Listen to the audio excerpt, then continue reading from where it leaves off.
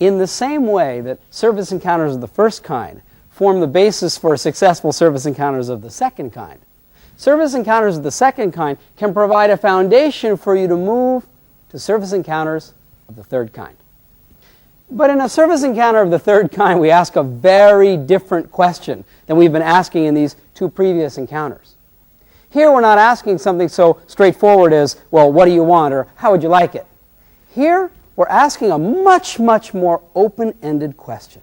In this case, we look to the customer and say, what is it that you would like to become?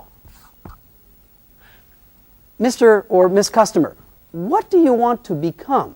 What is it that you see for yourself in the future? How do you want your company to evolve and grow in the years to come or the decades to come? What do you want to become? That's a very different question. And you know, if you're a valued supplier to one of your customers and you ask a question like that, they may look at you and say, well, interesting, you know me and you may even have a certain point of view about my customers. But you also know my competitors. In fact, you know my industry. You know some of what's going on in the industry in a different way than I do. Maybe you understand something about how technology is changing, or you can see some of the trends that I'm going to have to deal with in another way. As long as you're going to ask me a very open-ended question like, what do I want to become? My answer to you then becomes, hey, let's sit down and talk. Because I think in that discussion, in that conversation, I could find some real value for my organization's future. Well, then the focus of your organization needs to be different, doesn't it? If their answer is, hey, let's talk, then the focus becomes building a very strong sense of rapport between your two companies. Letting that rapport grow into an ongoing dialogue. And letting that dialogue feed and grow over time to become a strong, strong feeling of mutual appreciation and trust. Interesting. If that's the focus of the organization, then the goal can't be something as simple as, well, let's standardize. And it's not even as straightforward as, well, we just want to customize. Here, the goal of your organization needs to be that we'll become what our customers need us to become. In other words, we're going to customer-ize. We'll evolve ourselves so that over time we can continue to add value to our valued customers. Now, over here, we had a smooth, fast-running organization, and over here we realized, hey, wait a minute. To be more flexible, adaptable, and responsive, we may have to re-engineer. But over here, we may find that our organization doesn't even address the issues that our customers will need us to address in the future. So it's no longer a question of re-engineering. Over here, it may require wholesale reinvention. We may need to go into whole businesses that we haven't been in before. What about the breakdowns? Here, get rid of them, eliminate them, make them go away. Over here, when they show up, jump over them, overcome them. But here, we have no idea what they are yet. Instead, we need to, crouch down, if you will, and look forward to the future with our customers. I'm going to draw in here a pair of glasses, looking out at the future, so we can anticipate the breakdowns together that may emerge for our customers in the future. What kind of a mindset are we going to need to build a successful organization that can thrive and grow in service encounters of the third kind? Can you imagine if you went up and said, I hope this customer is not a pain in the neck? Then how are you going to even get the conversation started? Or if the mindset says, well, we'll just go out of our way for you, then you're still stuck in your old way.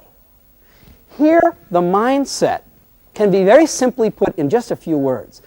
Customer, Mr. Customer, Miss Customer, your possibilities we are going to make equal to our concerns. what you could be facing or what you could become in the future is what we're going to be concerned about today. How are we going to train people to make that kind of an organization grow and thrive? We better not just say, let's train them in accuracy and procedures. That was useful way back here, but over here, we're going to have to train them in building the kinds of relationships that will evolve into the future. Here we need to train people in building strong partnerships. And since some of those partnerships may point us in a direction that our company's never gone before, we need to train them in a certain kind of business skill as well. Here we need to train them to be, well, successful business builders. Let's call that intrapreneurship. Now I say intrapreneurship, not entrepreneurship. Why? Because if we train them in entrepreneurship, they may look at this future possibility and say, that's a great idea. I'm going to leave this company and go off and start another company on my own. No. We want the new business. It may become a subsidiary. It may be a new business unit, another approach. But we want it to grow within our organization. So let's train them to be intrapreneurs. Now, if we do this and we do this well, what are we going to get with our customers? Customer satisfaction? No, I don't think so. It's something different than that. Customer delight? Well, we don't know. It depends on how the conversation goes. But it could be that during that conversation, we build together a very strong sense of customer loyalty. An agreement, an understanding that we're going to move forward into this future together. We're going to evolve a future together, and there will be a loyalty, a partnership between us, even when the road gets a little bit rocky. You know, loyalty like a marriage. Can you imagine if a marriage was based on customer satisfaction? Or even worse, on customer delight? Come home one day and go, sorry babe, but I'm not so delighted this week. I'm out of here. Well, there wouldn't be very many marriages that were surviving. But in a loyalty situation, we agree that the future is somewhat unpredictable, but we're going to add value to each other. We're going to engage in invention conversations together and make the future for our customers the same future that we'll be partners with.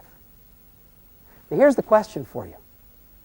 Is your organization presently committed to producing service encounters of the third kind? Or does your company simply say, no, we're just happy to be a high-speed, high-volume, low-cost vendor? If so, you're stuck at this end. To what extent could your company focus with your best customers and produce a sense of partnership and dialogue and trust together to build together service encounters of the third kind?